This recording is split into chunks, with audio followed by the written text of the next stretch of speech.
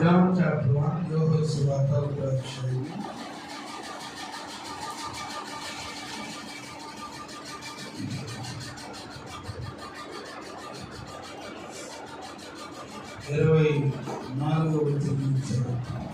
పంపబడిన వారు పరిశీలన చెందినవారు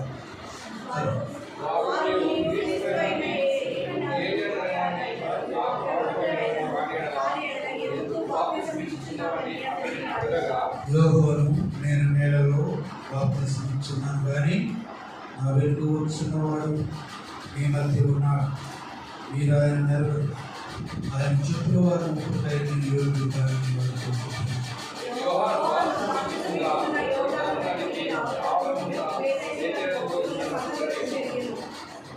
మరునాడు యోహోను యేసు యొద్దకు రాగా చూచి, ఇదిగో లోక పాపములను మోసుకుంటూ దేవుని గొర్రెపిల్ల,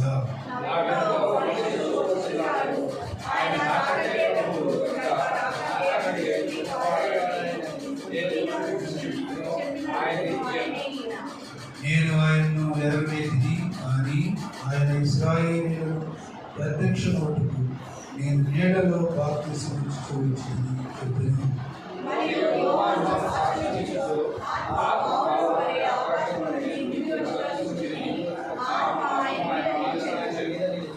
నేను ఆయన్ను ఎరగలేదని, కానీ నీడలో బాప్తిసం ఇచ్చుటకు నన్ను పంపినవాడు నీ ఎవరి మీద ఆత్మ దిగి వచ్చుట నిలుచుట చూచితేను ఆయనే పరిశుద్ధాత్మలో బాప్తిసం ఇచ్చేవాడని నాతో చెప్పాను.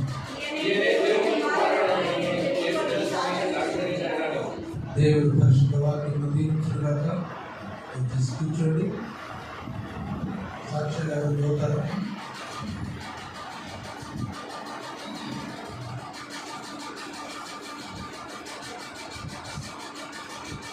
సరే, దేవుడు వాక్యంలో పోతాం. యోహోను సువార్త 1వ అధ్యాయంలో మనం చదువుతున్నాం. 29వ వచనం. మరునాడు యోహోను యేసు యొద్దకు రాగా చూచి, ఇదిగో లోక పాపములను మోసుకొని పోవు దేవుని గొర్రెపిల్ల. ఏ పాపాలు? లోక పాపం. మనం ఎక్కడ జీవిస్తూ ఉన్నాం? లోకంలో మనం జీవిస్తూ ఉన్నాం. ఒకసారి మంచిగా వస్తుంది, ఒకసారి పంపు వస్తుంది. హైదరాబాద్ మనం చెప్పవలసిన అవసరం లేదు. పెద్ద పెద్ద రోడ్లు మీద వెళ్తూ ఉంటే పంపు మురికిపోతుంది. లోకంలో ఉన్నాం. లోకంలో ఉన్నప్పుడు ఎన్నో రకాలైనటువంటి శ్రమలు అనుభవించారు. నిందలు, అవమానాలు, దెబ్బలు, వీటన్నిటినీ కూడా మనము అనుభవించాలి, ఎదుర్కోవాలి, మెంటల్గా ప్రిపేర్ అయ్యి ఉండాలి. లోక పాపములను మోసుకొని పోకూడదు. మన వాతావరణంలోనే పాపం ఉందని దేవుని యొక్క వాక్యంలో సెలవిస్తాం. పగలు రాత్రి ఈ 24 అవర్స్లోని లోకంలోనే పాపం ఉంది. ఆ పాపము నుండి మనల్ని విమోచించడానికి ఆయన ఈ లోకానికి వచ్చాడు. 3వ అధ్యాయం యోహోను సువార్తలో అక్కడ దేవుడు లోకమును ఎంతో ప్రేమించాడు. దేవుడు లోకమును ఎంతో ప్రేమించాడు కాగా 16వ వచనం, కాగా తన అద్వితీయ కుమారుడు పుట్టిన వాని యందు విశ్వాసముంచు ప్రతివాడును నశింపగా నిత్య జీవము పొందినట్లు ఆయనను అనుగ్రహించెను. సరే, తండ్రి ప్రేమ ఎలా ఉందంటే నా బిడ్డలు నశించిపోకూడదని బలుల ద్వారా, హోమముల ద్వారా, యజ్ఞముల ద్వారా మానవుని పాపము పోదని తెలుసుకొని మనిషి కుమారుడుగా మనిషి రూపంలోని లోకానికి పంపాలని, మనుషుడైతేనే మనుషుని యొక్క ఆలోచన భావాలు అర్థం చేసుకుంటాడని లోకరక్షకుడుగా దేవుడిని మన ఈ లోకానికి పంపించాడు. ఆయనే ప్రభు అయిన క్రీస్తు. ఆయన ఆనవాళ్ళు ఉన్నాయి. కొన్ని గుర్తులు ఉన్నాయి. ఆయన తల్లి ఎవరో తెలుసు, ఆయన ఆలోచన ఏంటో తెలుసు. 14 తరాల తర్వాత ఆయన ఈ భూలోకానికి వచ్చి మానవుడిని రక్షించటానికి, మానవుడిని విమోచించటానికి, నశించిపోవచ్చిన వారిని విమోచించటానికి తన పరిశుద్ధ వాక్యము ద్వారా, తన పరిశుద్ధం యొక్క శక్తి ద్వారా ఒక పాపిని రక్షించడానికి యేసుక్రీస్తు ఈ లోకానికి వచ్చాడు. మనం చదువుతున్నటువంటి యోహాను సువార్తలో లోక పాపమును మోసుకొనిపో దేవుని గొర్రెపిల్ల, నా వెనుక ఒక మనుషుడు వచ్చుచున్నాడు, ఆయన నాకంటే ప్రముఖుడు కనుక నాకంటే మొదటివాడు ఆయనని నేనెవరిని గురించి చెప్తున్నా ఆయనే. యోహాను గారు ఎలాంటి సాక్ష్యం చదువుతున్నాడంటే, నేను ఆయన చెప్పుల వారిని ఇప్పుడుకైనా నేను తగినటువంటి వాడను కాను. చూడండి, కొంతమంది చెప్పులు పక్కన పెట్టడానికి కూడా చెప్పారు, కాళ్ళతో కొట్టేస్తారు. తగ్గించుకునే స్వభావం కావాలి. ఈ దేవుని యొక్క వాక్యంలో మనం గమనించినట్లయితే 1వ అధ్యాయము, నేను ఆయన చెప్పుల వారిని ఇప్పుడుకైనాను యోగ్యుడను కాను. అలాంటి మనస్సుతో ప్రభువును అంగీకరించాడు, దర్శనం పొందుకున్నాడు. ఇదిగో నాకంటే నా వెనుక వస్తున్నాడు ఆయన శక్తిమంతుడు, ఆయన గొప్పవాడు, ఆయన మహిమపరచబడినటువంటి వాడు. ఆయన మహిమ వలన, ఆయన కృప వలన, ఆయన దీర్ఘశాంతి వలన మనకు విమోచన ఉందని అరణ్యంలో యోహాను సువార్తను ప్రకటిస్తూ ఉన్నాడు. లోక పాపములను మోసుకొని పోవు దేవుని గొర్రెపిల్ల. ఆయన పాపము లేనటువంటి వాడు కాబట్టి, మనము పాపముతో జీవిస్తూ ఉన్నాం కాబట్టి, ఆ పాపం అనేటువంటి ఆ యొక్క మచ్చలు, డాగులు, ఆ వాసనలు లేకుండా చేయాలని లోకానికి వచ్చాడు. అంతేకాని ఏ స్వార్థంతో రాలేదు, మన దగ్గర ఏది ఆశించాలని రాలేదు. అసలు మన ఏది కూడా ఆయనకు అవసరం లేదు అంటున్నాడు. మీదేది నాకు అవసరం లేదు, ఇదిగో మీ హృదయం నాకు ఇస్తే చాలు, మీ మనసు నాకు ఇస్తే చాలు, మీ మొండి హృదయం నాకు ఇస్తే చాలు. చూడండి, దేవుని యొక్క వాక్యంలో ఆయనలో జీవం ఉండెను, ఆ జీవము మనుష్యులను వెలిగించుచున్నది. 1వ అధ్యాయము 4వ వచనం. ఆయనలో ఏముంది? జీవం ఉన్నది. ఆ జీవాన్ని నువ్వు చూడాలని, ఆ వెలుగును నువ్వు చూడాలని, ఆ వెలుగులో నువ్వు పరిశుభ్రపరచుకోవాలని, ఆ వెలుగులో నువ్వు ఎలాంటిదో చూసుకోవాలని ఆయన నీ దగ్గరకు వెలుగును తీసుకొచ్చాడు, సువార్తను తీసుకొచ్చాడు. ఒక అతను అర్థం చూసుకున్నాడంట. అర్థం చూసుకుంటే తన మొహం బాగలేదంట. బాగోపోతే అర్థం బాగా కొట్టాడంట. ఏం చేశాడు? అర్థం బాగా కొట్టాడు. అర్థం బాగా కొడితే మొహం మారుతుంది. అర్థం ఏముంది? ఏదైనా సరే, ఏ ముఖమైనా సరే ఎక్కడో కనబడుతుంది. అంతేగాని అర్థం బాగా కొట్టుకుంటే ఏ ప్రయోజనం? అలాంటి వాళ్ళు చాలా మంది ఉన్నారు.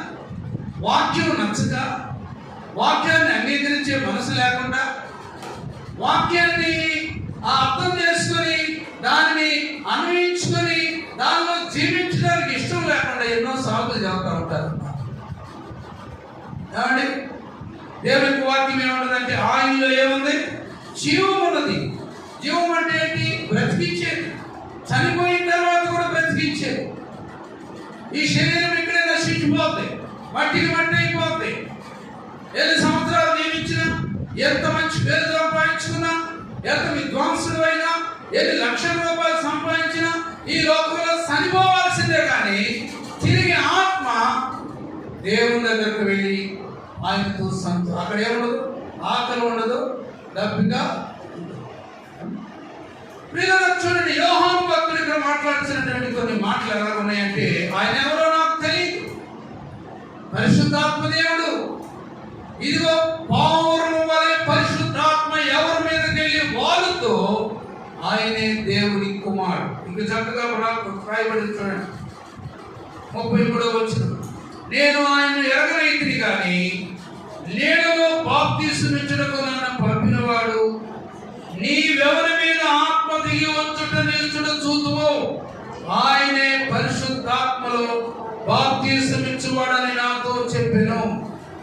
ఈయనే దేవుని కుమారుడని నేను తెలుసుకుని సాక్ష్యం ఇచ్చిందని చెప్పాను. చూడండి, ఆయన ఎలాంటి మనసు ఉందో చూడండి. వంటి రోగములను మిడతలను తిన్నటువంటి వాడు, సువార్తను ప్రకటించినటువంటి వాడు, నమ్మి రక్షణ పొందండి, బాప్తిసం తీసుకోండి, రక్షించబడిన వాడు, ఇదిగో బాప్తిసం తీసుకున్నటువంటి వాడు, దేవుని యొక్క ఆత్మ కలిగి జీవించేటువంటి వాడు, ఆయన సన్నిధిలో ఆయన ఆత్మ కలిగినటువంటి వాడుగా ఉంటాడు.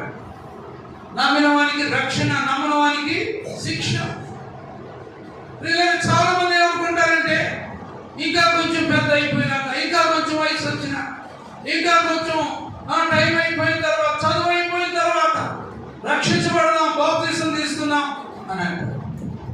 రాను అడిగింది పాస్టర్ గారు, అడిగారు. పాస్టర్ గారు ఏమడిగిందంటే, ఏమమ్మా ఇంకా పిల్లడు బాప్తిసం ఇప్పించమా అని అడిగిందని.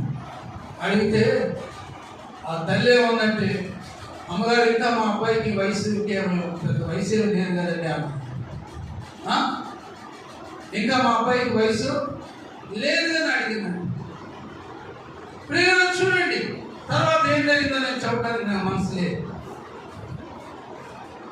ఇక్కడ సువార్త ప్రకటించబడుతున్నది, ఆయన వెలుగును మనకు వాక్యం అందిస్తూ ఉంది. ఆ వాక్యంలో సత్యం ఉందని మనం తెలుసుకుంటున్నాము. ఆ సత్యాన్ని మనం స్వతంత్రంగా చేస్తుందని మనకు తెలుసు. యోహాను సువార్త 8:37 తాను నమ్మినటువంటి యూదులతో, మీరు నిజముగా నా వాక్యమందు నిలిచిన వారైతే అన్నాడు.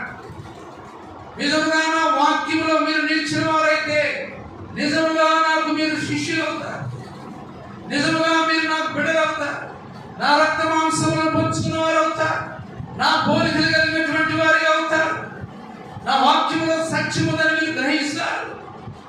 తాను నమ్మినటువంటి యూదులతో, యేసు మీరు నా వాక్యమందు నిలిచిన వారైతే నిజముగా మీరు నాకు శిష్యులై ఉండి సత్యమును గ్రహిస్తారు. అప్పుడు మిమ్మల్ని స్వతంత్రంగా చేస్తారు. ఎంతమంది ఏదున్నా, ఎన్ని కోట్లున్నా, ఎంత పలుకుబడి ఉన్నా, ఎంత పెద్ద కులమైనా, సత్యం స్వతంత్రత లేకపోతే, నెమ్మది లేకపోతే, సంతోషం లేకపోతే ఏ ప్రయోజనం? దేవుని వాక్యం ఎందుకు ప్రకటిస్తామని ప్రపంచం అంతా కూడా ఎందుకు ఎంతమంది యేసు ప్రభువును వెంబడిస్తూ ఉన్నారు? అన్యులు, ప్రభువులు ఎరగినటువంటి వారు, పెద్ద పెద్ద ఎన్నో రకాలుగా దిగిపోయినటువంటి వారు, యేసు సత్యము, మార్గము, జీవము అని చెప్పినటువంటి దేవుడు ఒక్కడే. ఆయనలో సత్యం ఉన్నది. ఆ సత్యము ఎక్కడ కూడా దొరకదు, ఏ యూనివర్సిటీలో కూడా దొరకదు, ఏ ప్రపంచంలో ఎక్కడ ఏ షాపులో కూడా దొరకదు. మానవుడు బ్రతికించడానికి ఒక ఇంజక్షన్ కొద్ది నిమిషాలు దొరుకుతుందేమో కానీ మెడికల్ స్టోర్లో సత్యం మాత్రం దొరుకుతుంది. సత్యం ఎక్కడ దొరుకుతుందంటే ఆయన సన్నిధిలో దొరుకుతుంది. ఆయన వాక్యంలో మనకు సత్యము దొరుకుతుంది అన్నమాట. ఈ సత్యాన్ని గ్రహించకుండా, ఈ సత్యాన్ని నమ్మకుండా నువ్వు ఎంతకాలం భక్తి చేసినా ఏం ప్రయోజనం లేదు. యోహాను పరిచయం చేస్తున్నాడు, ఆయనలో జీవం ఉందని చెబుతున్నాడు, ఆయనలో సత్యం ఉందని చెబుతున్నాడు, ఆయన గొప్ప దేవుడు అని చెబుతున్నాడు, ఆయనలో ఏ పాపం లేదని చెబుతున్నాడు. చూడండి, దేవుని యొక్క వాక్యంలో మనం గమనించినట్లయితే పిల్లరా, 14 ఆ వాక్యము శరీరధారి అయి కృపా సత్య సంపూర్ణుడుగా మన మధ్య నివసించెను. ఏంటంటే ఆ వాక్యం, నా వాక్యమందు మీరు నిలిచిన వారైతే నిజముగా మీరు నాకు శిష్యులు అవుతారు. వాక్యం లేకుండా నువ్వు శిష్యుడు అవనేరు. తరబిది లేకుండా, ఒక ట్రైనింగ్ లేకుండా ఒక సోల్జర్ నువ్వు కాలేదు, ఒక అకౌంటెంట్ నువ్వు కాలేదు, ఒక టైపిస్ట్గా నువ్వు కాలేదు, ఒక కంప్యూటరైజ్డ్ ఆపరేటర్గా నువ్వు కాలేదు. వాక్యం లేకుండా, సాక్ష్యం లేకుండా, సత్యం లేకుండా నువ్వు ఒక క్రైస్తవ బిడ్డగా పేరు పొందుకోలేదు. ఒకవేళ నువ్వు ఎంతో రంగులు వేసుకున్నావు, మాఫీ చేసుకోవాలనుకున్నా కూడా అది కుదరదు. కాకి అనుకుందంట, కాకి పౌరాల్లో కలిస్తే నాకు ఎంత విలువ ఉంటుంది అని తెల్లటి బూడిద పోసుకొచ్చిందంట. బూడిద పోసుకొచ్చింది. 10 పౌరాళ్ళు తెల్లగా, పౌరాళ్ళు అందరే అన్నాం. కాకి కూడా బూడిద పోసుకొచ్చిందంట. సరే పౌరాలు అనుకున్నాయంట, ఇది కూడా మన జాగ్రత్త అనుకుందంట. అనుకుని మేత మేస్తుంటే పౌరాలు ఏమో చక్కగా ముగ్గుతో ఇలా కొట్టుకుంటూ తింటాయి. కానీ కాకి ఏం చేస్తుంది, దానికి అలా కుదరట్లా. దాని ముగ్గు పెద్దది, కుదరట్లా. అదేం చేసింది, అనుమానం పడుతుంది. దాని అనుమానం పడతారేమో అని అనుకుంటుంది, భయపడుతుంది, సిగ్గుపడుతుంది. సరే లాస్ట్కి ఆ విత్తనాలన్నీ, ఆ గింజలన్నీ అయిపోతుంటే ఏం చేసింది తెలుసా, నాకు వద్దు, నా పాత పనికే కావాలి అని ముగ్గు ఎక్కువ వంకలు పెట్టి తింటున్నాడు. పౌరాళ్ళలో కాకులుగా వస్తే నువ్వు చల్లగలుగుతావా? వాక్యం లేకుండా క్రైస్తవుడుగా పేరు పొందగలుగుతావా? విశ్వాసిగా పేరు పొందగలుగుతావా? చూడండి, ఆ వాక్యము 14 వచ్చి శరీరధారి కృపా సత్య సంపూర్ణముగా మన మధ్య నివసించును, తండ్రి వలన కలిగిన అద్వితీయ కుమారుని మహిమ వలె మనము ఆయన మహిమను యోహాను ఆయన గురించి సాక్ష్యం ఇచ్చచ్చు. చూడండి ఏమన్నాడు, యోహాను ఆయన గురించి సాక్ష్యం ఇస్తున్నాడు. నా వెనుక వచ్చేవాడు నాకంటే ప్రముఖుడు కనుక నాకంటే ముందటి వాడు అయినను, నేను చెప్పిన వాడు ఈయనే అని ఎలుగెత్తి చెప్పాను. కృపా సత్య సంపూర్ణుడై, ఆయన కృప కలిగినటువంటి వాడై, మంచి మనసు కలిగినటువంటి వాడై, మంచి హృదయం కలిగినటువంటి వాడై ఆయన ఎదుగు వాక్యమును తీసుకొచ్చాడు. ఆ వాక్యం ద్వారా నిన్ను ఎంతో రక్షించాలని చూశాడు. పరలోక రాజ్యం ఇవ్వాలని చూశాడు. పరలోక రాజ్యానికి వారసులు ఉంటాడని చూశాడు. ధనవంతుడు యేసుప్రభు దగ్గరికి పరిగెత్తుకుంటూ వచ్చాడు. చాలా ధనవంతుడు యేసుప్రభు చూశాడు, ఎంతో భక్తిగా పరిగెత్తుకుంటూ వచ్చాడు. సత్మానుకుడా, నిత్య జీవమును వారసులవడానికి నేనేమి చేయాలి? What shall I do for eternal life? నిత్య రాజ్యానికి నేనేం చేయాలని అడిగాడు. కొన్ని ప్రభు శాపలు చెప్పాడు. ఇవన్నీ పాటిస్తున్నానండి, ఇవన్నీ చేస్తున్నాను, తల్లిదండ్రులకు సన్మానిస్తున్నాను, తల్లిదండ్రులు గౌరవిస్తున్నాను, తల్లిదండ్రులు చెప్పిన మాట వింటున్నాను, దాన ధర్మాలు చేస్తున్నాను అని చెప్పాడు. సరే ఇవన్నీ బాగానే ఉన్నాయి, నీ ఆస్తి నమ్మి పేదలకు ఇచ్చి నన్ను వెంబడించమన్నాడు. వెంటనే ముఖం మార్చుకున్నాడు. మిగుల ఆస్తి గలవాడు కనుక ఆ మాటకి తన ముఖము చిన్నగుచ్చుకొని తిరిగి వెళ్ళిపోయాడు. ఆ ఆశ ఎలాగుంది, ఆరంభంలో ఆశ ఎలాగుంది, ఓ గొప్ప దేవుడు అండి, మాకు మంచి దేవుడు ఉన్నాడండి, మా దేవుడు గొప్పవాడండి అని నోటి మాటలతోనే చెబుతావు. కానీ ఎవరైనా సాక్షి రూపంలో కనబడుతుందా? ఎక్కడైనా సాక్షి కనబడుతుందని మాటల్లో? నీ తల్లిదండ్రులతో మాట్లాడే మాటలు సాక్ష్యం కనబడుతుందా? ప్రియులారా చూడండి, తల్లిదండ్రులకు వ్యతిరేకంగా మాట్లాడేవాడు మాటలు 4 దేవుడు కోసిపడేస్తాడు. ఏమనుకున్నావు నీవు? నీ తల్లి అంటే ఏంటో నీకు తెలుసా? నీ తండ్రి అంటే ఏంటో తెలుసా? ప్రియులారా చూడండి,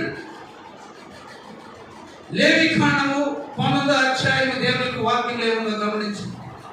లేవికాండము 19వ అధ్యాయం, సత్య స్వరూపి అయినటువంటి వాడు ఆయన నీ ఎందుకు వచ్చి ఉన్నాడు, నీ సాక్ష్యం ఎలాగో అడుగుతున్నాడు.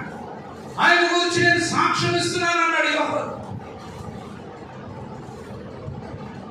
ఎలాంటి జీవితము యోహాను? నా వెనుక వచ్చేవాడు నాకంటే శక్తివంతుడు, సత్య స్వరూపమైనటువంటి వాడు. ఆయన ఎదుట ఏది కూడా నిలవలేదన్న, అసాధ్యమైనది ఏది కూడా లేదు. లేవికాండం 19వ అధ్యాయం. మరియు యెహోవా మోషేకి ఇలాగ సెలవిచ్చాడు, ఇశ్రాయేలీయుల సర్వ సమాజముతో ఇలాగ చెప్పుము, మీరు పరిశుద్ధులై ఉండవలెను, మీ దేవుడైన యెహోవాకు నేను పరిశుద్ధుడై ఉన్నాను.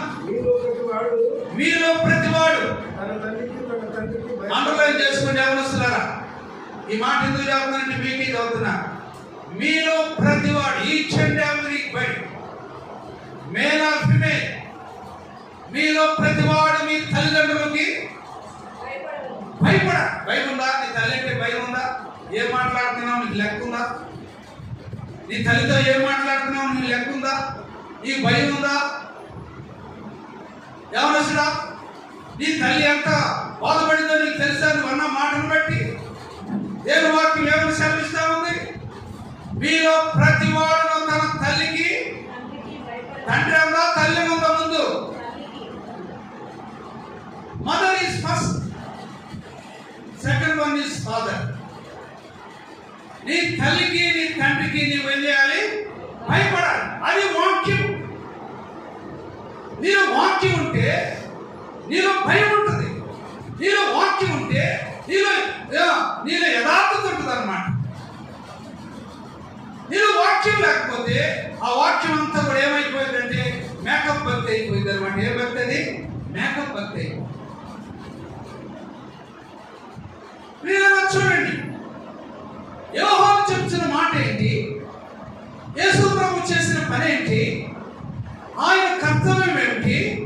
ఆయన ఈ లోకానికి ఎందుకు వచ్చాడు? సర్వలోకంలో పాపమును మోసుకునేటువంటి గొర్రె పిల్ల.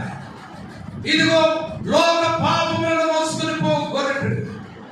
ఇది నా ఎంతమంది 40 రోజులు ఉపవాసం ఉండి ప్రార్థన చేస్తున్నారు, లైట్ వెలిగిస్తున్నారు, ఇంకా గంభీరమైనటువంటి వాల్ పోస్టులు పెట్టారు, బ్యానర్లు పెట్టారు, శిలువలో వేలాడుతూ అక్కడంత రక్తం కారిందో లేదో తెలియదు కానీ ఇక్కడైతే బ్యానర్ అంత రక్తమే.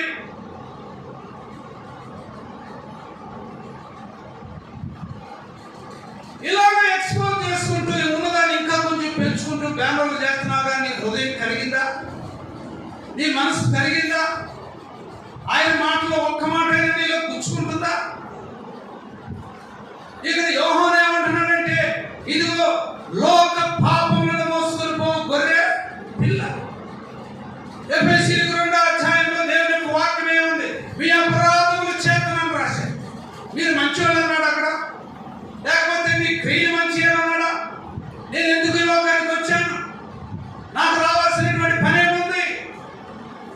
నా తండ్రి యొక్క నాకెన్నో నివాసాలు ఉన్నాయి. నేను ఈ లోకానికి వచ్చి నీ మూర్ఖన, నీ దరిద్రాన్ని బట్టి, నీ సాక్ష్యమైనటువంటి నీ బ్రతుకును బట్టి ఎందుకు నేను సిలువ వేయబడ్డానంటే నిన్ను ప్రేమించిన నీ లోకానికి వచ్చాను. హల్లెలూయా, దేవుని స్తోత్రం కలుగునుగా. నేను నిన్ను ప్రేమించి వచ్చాను.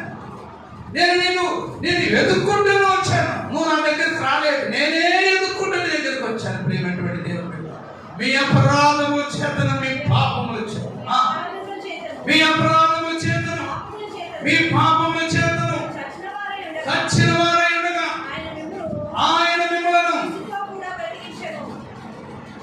మిమ్మలను క్రీస్తుతో కూడా బ్రతికించెను.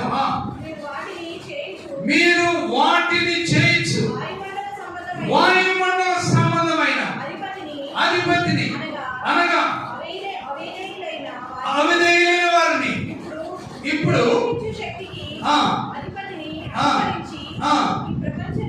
ఈ ప్రపంచ ధర్మము చొప్పున నేర్చుకుంటుంది. శరీరము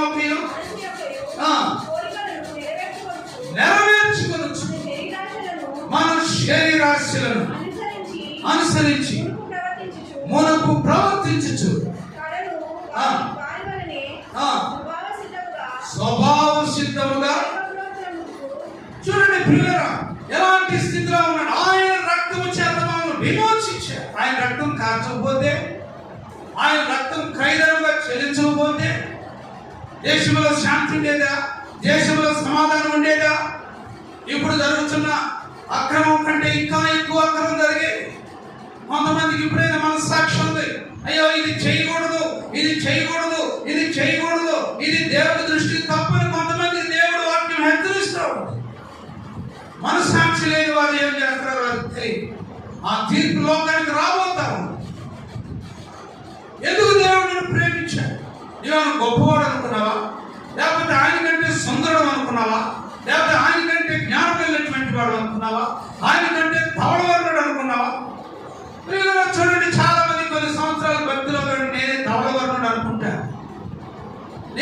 సుందరుడు అనుకుంటా, ఇక నాకంటే ఎక్కడు లేడు ముందేవుడు లేడు అనుకుంటా. అసలు ఎవరు నీవు? యెహెజ్కేలు 16వ అధ్యాయంలో దేవుని యొక్క వాక్యం స్పష్టంగా నీ బ్రతికేంటో నా బ్రతికేంటో తేలబట్టబడింది. యెహెజ్కేలు గ్రంథం 16వ అధ్యాయం, నీ జనన విధము చూడగా నీవు పుట్టినాడు, నీ నామీ సొత్తులు వెండి ఎరగట కోయబడ్డాయి. నీ జనన విధము చూడగా ఎలాగన్నా, ఓ నేను గొప్ప ఇంట్లో పుట్టానండి, బంగారు ఉయ్యాలలో నన్ను పండుకోబెట్టారు, ఇంకా మంచి మంచి వెండి బంగారాల చేతికి మెడకి ముగ్గుకు తగిలించారు అనుకుంటున్నావా? మన చరిత్ర ఏంటో, మన బ్రతికేంటో, మనం ఏ స్థితిలో ఉన్నామో దేవుడు తేటగా యెహెజ్కేలు ద్వారా రాయబడుతుంది. చూడండి, నీ జనన విధము చూడగా నీవు పుట్టినాడు, నీ నాభి సూత్రము కోయబడలేదు, శుభ్రమునకు నీళ్ళతో కడగబడలేదు, వారు నీకు ఉప్పు రాయకపోయి బట్ట చుట్టుకుపోయి, ఈ పనులలో ఒకటైనను చేయవలని ఎవరును కటాక్షింపలేదు. ఎవరు నీ యందు జాలిపడలేదు. జాలిపడినవాడు ఒక్కడు లేడు. సహోదరా, వాక్యం వింటున్నటువంటి నా ప్రియ సహోదరి సహోదరుడా, నీ యందు జాలిపడినవాడు ఒక్కడు లేడు. నీ క్షేమం చూసినట్లయితే యెహెజ్కేలుతో దేవుడు మాట్లాడుతున్నాడు. నరపుత్రుడా, ఇదిగో నీవు చక్కగా నిలబడు, నేను నీతో మాట్లాడాలని మాట్లాడుతున్నాడు ప్రవక్తతో. ఇదిగో నీ యందు జాలి పడివాడు ఒక్కడు లేడు. ఎందుకు మరి నా బ్రతుకులు నీ బ్రతుకుల గురించి వివరించుతా? నువ్వెంత జ్ఞానమని నువ్వు ఎంతో ముందుకు వెళ్ళాలని ఆశిస్తున్నావా? నీ స్వకీయ ఆలోచన చేత, నీ స్వబుద్ధి చేత, నీలో ఉన్నటువంటి ఆలోచన, నీ తెలివితేటలు ఎందుకు ప్రయోజనం కావు? నిష్ప్రయోజనమైనటువంటి ఎవడు కూడా నిన్ను ప్రేమించిన వాడు ఒక్కడు కూడా లేడు. చూడండి, తర్వాత దేవుడు ఏం చేస్తున్నాడు? నీవు పుట్టిన నాడే బయట నేలను పారవేయబడి, అయితే నేను నీ యొద్దకు వచ్చి, ఇది అసలు రహస్యం, శిలువలో రహస్యం, ఆయన ప్రేమలో రహస్యం. మురికిలో ఉన్న నన్ను, అపవిత్రతలో ఉన్న నన్ను, తిరుగుబాటు జీవితంలో ఉన్నటువంటి నన్ను నా యొద్దకు వచ్చిన వాడు నా ప్రభు అయినటువంటి యేసుక్రీస్తు. ఈ లోకంలో ఎవరు కూడా లేదు. నా కులము నన్ను రక్షించలేదు, నా మతము నన్ను రక్షించలేదు, నా సెంటిమెంట్స్ నన్ను రక్షించలేదు,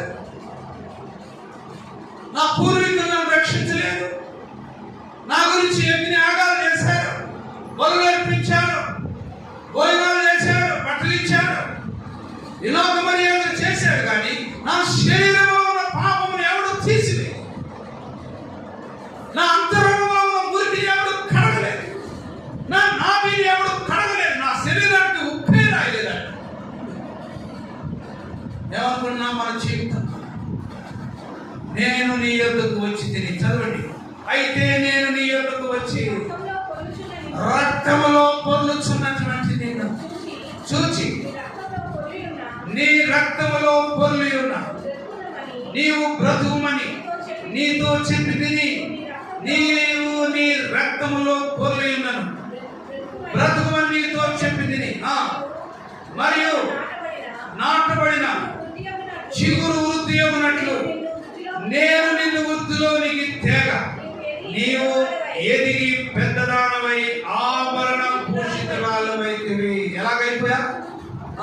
మూతి మీద మేసం రాగానే అబ్బో ఇది నా తిరుగులేదు అనుకుంటా. కొంచెం జ్ఞానం రాగానే, కొంచెం వయసు రాగానే నేనేమనుకుంటా, నాకంటే తెలివి తక్కువ వాడు మా అమ్మ మా నాన్న అనుకుంటా. నేనే తెలివి గలవాడు, వాళ్ళే తెలివి తక్కువ వాడు. వాళ్ళకేం తెలుసు? ఏబిసిడీలు రావు, లెక్కలు రావు, ఇంగ్లీష్ మాటలు రావు, నేనే తెలియగలవాడు. పిల్లొచ్చి పుట్టినే తెచ్చాను. ఏమో పిల్లొచ్చి దేని తెచ్చింది, ఏది పగిలిపోయింది, ముక్కేది పగిలిపోయింది, అసలు ఎక్కడి నుంచి వచ్చింది ఆ పిల్ల? ఇలాగుంది మన జనరేషన్, మన బిడ్డలు ఇలాగున్నారు. అసలు మన స్థితి ఏంటో చూడండి. 9 మాసాలు మోసి రక్త మాంసములతో కడుపు కట్టుకొని పత్యములు చేసి ఏ తినాలో ఏ తినకుండా ఉండాలో ఇలాగా చేస్తే ఏమన్నా నేనే గొప్పవాడిని అనుకుంటున్నాను. ఆభరణ భూషితురాలు అయింది అంటాడు దేవుడు. నేనే నీ యొద్దకు వచ్చానంట. ప్రేమటువంటి దేవుని బిడ్డలారా, ఈ మధ్యాహ్నకాల సమయంలో ఆయన మన యొద్దకు ఆయన వచ్చి మనం ఏ స్థితిలో ఉన్నాము, ఎలాంటి శోధనలో ఉన్నాము, ఎలాంటి పరిస్థితుల్లో ఉన్నాము ఆయన గమనించి మనల్ని కౌగిలించుకొని మన పాపములన్నింటినీ కడిగి పరిశుద్ధపరిచి ఆయన మనల్ని ప్రేమించి మన కుమారుడుగా కుమార్తెగా చేసుకున్నాడు. చూడండి, యోహాను సువార్త 3వ అధ్యాయంలో ఒకటి ఉందంటే, ఎందుకు ఆయన దగ్గరకు రాలేకపోతున్నా, ఎందుకు ఆయన వెలుగు దగ్గరకు రాలేకపోతున్నావు, ఎందుకు ఆయన మాటలు నీవు నీ హృదయంలో దాచుకోలేకపోతున్నావు తెలుసా? చూడండి, దేవుని యొక్క వాక్యంలో యోహాను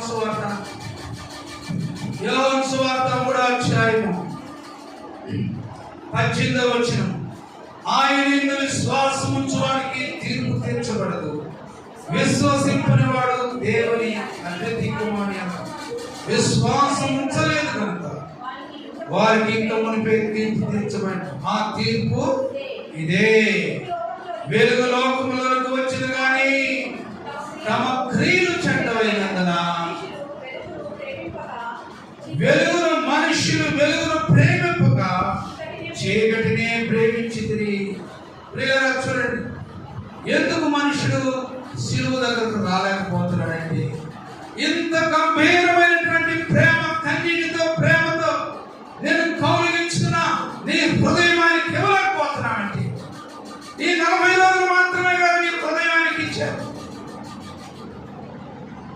జీవితాంతం ఆయనతో నీ ఒక ప్రమాణం చేసుకో, జీవితాంతం ప్రమాణం చేసుకో, చచ్చిపోయిందాక ఆయనతో ఉండాలనుకో. ఎందుకు ఇలా తీసుకురాలంటే, మనుష్యుడు మునుపు ఆ తీర్పిదే వెలుగు లోకంలోకి వచ్చిన కానీ తమ క్రియలు ఏమైనాయంట చెడ్డమైపోయింది.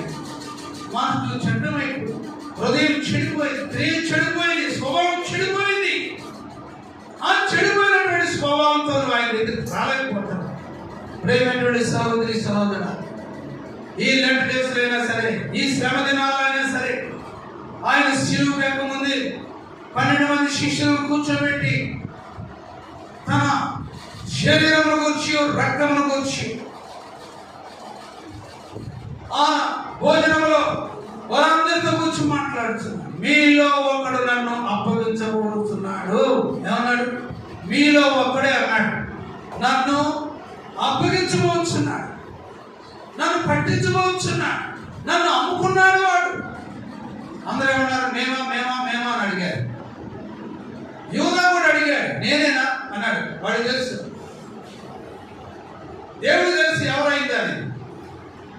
ప్రియమైనటువంటి సహోదరి సహోదరులారా, యోహాను లాంటి సాక్ష్యం ఇవ్వగలుగుతావా? పరిశుద్ధాత్మ దేవుని గురించి సాక్ష్యం చెప్పగలుగుతావా? తమ క్రియలు చెడ్డమైనందున వారి వెలుగు యొద్దకు రాలేకపోతుంది.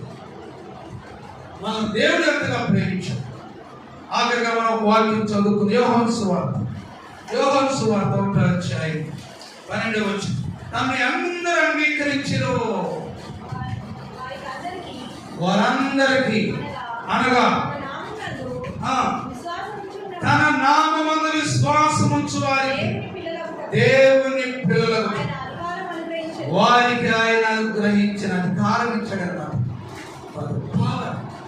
ఆయన అధికారం అందించాడు.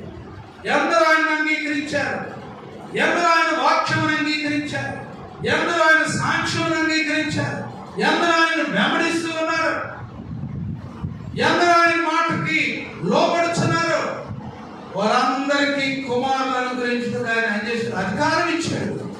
అధికారాన్ని పోగొట్టుకుంటున్నావా? దేవుడిచ్చిన అధికారాన్ని సైతాన్ చేతిలో పెడుతున్నావా?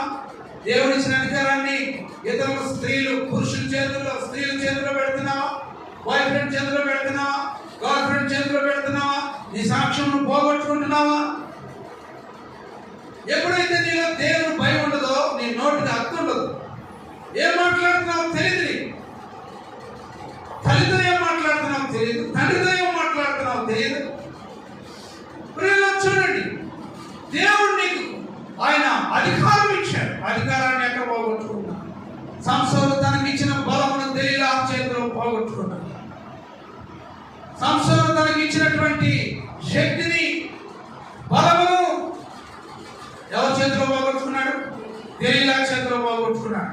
ప్రియమైనటువంటి దేవుని బిడ్డలారా, 2000 సంవత్సరాల క్రితం ఆయన శిలువలో మరణించి ఆయన రక్తమును చిందించి, ఆయన రక్తము చిందించడం చేత నీవు రోగిష్ఠుడు అయినప్పటికీ, మురికిలో ఉన్నప్పటికీ నీకు స్వస్థ వచ్చిందంట. ఆయన పొందిన దెబ్బల చేత మనకేమొచ్చింది? స్వస్థ వచ్చింది. కాబట్టి మధ్యాహ్న కాల సమయంలో ప్రియమైనటువంటి దేవుని బిడ్డలారా, యోహానులాగా సాక్షి చెప్పగలుగుతావా? పరిశుద్ధాత్మ గురించి సాక్షి చెప్పగలుగుతావా? నాకంటే వెలుగు వచ్చేవాడు గొప్పవాడు, బలవంతుడు, ఆయన చెప్పుల వాడును ఇప్పుడుకైనా పుట్టుడికైనా నేను తగినటువంటి వాడును. అది సాక్షి, అది గొర్రెపిల్ల రక్తం, అది శిలువ ధ్యానం, అది శిలువ కొరకు బ్రతకటం. ఆ సాక్షి కలిగినటువంటి వారే నిజమైనటువంటి దేవుని బిడ్డలు. ప్రార్థన చేసుకున్నాం. దేవుడి తర్వాత దీవించిన చేయి సహోదరి సహోదరు ఎవరిస్తా ఇలాంటి మధ్యాహ్న సమయంలో ప్రార్థన చేయి. గొర్రెపిల్ల రక్తం కావాలని కోరుకుంటున్నావా? గొర్రెపిల్ల రక్తం అడగాలని కోరుకుంటున్నావా? నీ నాభి సూత్రం ఉపయోగపడలేదు. ఏమనుకుంటున్నావు?